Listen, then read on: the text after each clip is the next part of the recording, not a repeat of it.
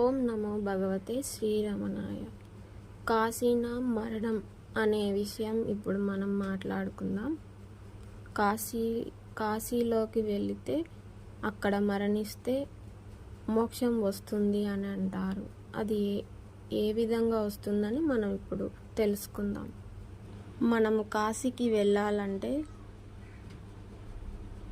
పెళ్ళి అయ్యి పిల్లలు పెద్దగా అయ్యి వారికి పిల్లలు మనవళ్ళు మనవరాళ్ళు కోడళ్ళు కొడుకులు అందరూ బాగుండాలని చూసి దాన్ని ఇక చాలు అని అప్పుడు కాశీకి వెళ్ళి మిగతా జీవితాన్ని కాశీలో ఉండి జీవించి తర్వాత మరణిస్తే మోక్షం వస్తుంది అంటారు.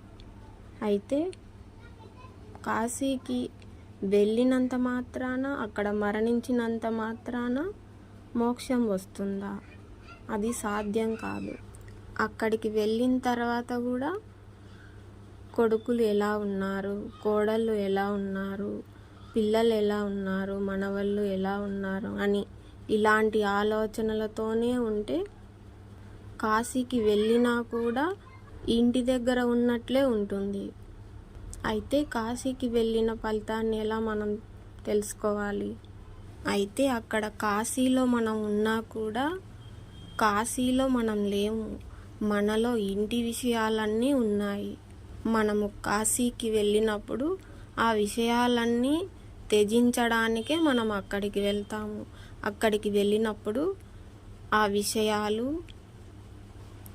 విషయాలు ఇంకా నేను ఆ పిల్లల గురించి ఆలోచించుతున్నాను, ఇక్కడికి వచ్చిన విషయం మర్చిపోయానని ఆలోచించుకుంటూ అక్కడ ఏమి జరుగుతున్నది చుట్టుపక్కల కాశీ అనే ప్రాంతంలో నేను ఎక్కడ ఉన్నాను అని ఆలోచించి ఆ కాశీ విశ్వేశ్వరుణ్ణి దర్శించి అక్కడ ఉన్న ఘాట్ రోడ్లలో శవదహనం రోజు జరుగుతూనే ఉంటుంది.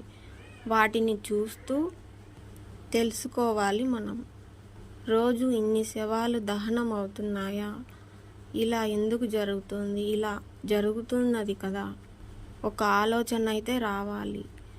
అలా మనం కూడా ఒకరోజు శవదహనం అవుతాము అనే ఒక వైరాగ్య స్థితికి మనం రావాలి.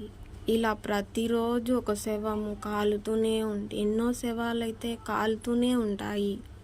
అయితే ఇది చూస్తూ జ్ఞానం మనం తెలుసుకుని ఆ వైరాగ్య చింతనతో మనం ఇలా కాలి బూడిదైపోయే ఒక రోజు వస్తుంది.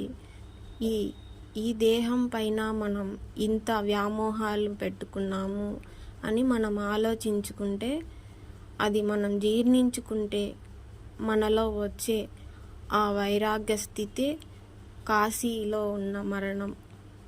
ఆ కాశీలో మన మనస్సు మరణించడమే ఈ వైరాగ్య స్థితితో. దాన్నే కాశీలో మరణిస్తే మోక్షం వస్తుందని అంటారు. అయితే అందరూ మిగతా జీవితాన్ని కాశీలోనే గడిపి జీవించి తర్వాత మరణించి మోక్షం చెందాలంటే అందరికీ వీలు పడదు. అయితే మనమున్న చోటే కాశీలోనే మరణించాలి అని అంటే ఆ విధాన్ని మనం ఇప్పుడు తెలుసుకుందాం.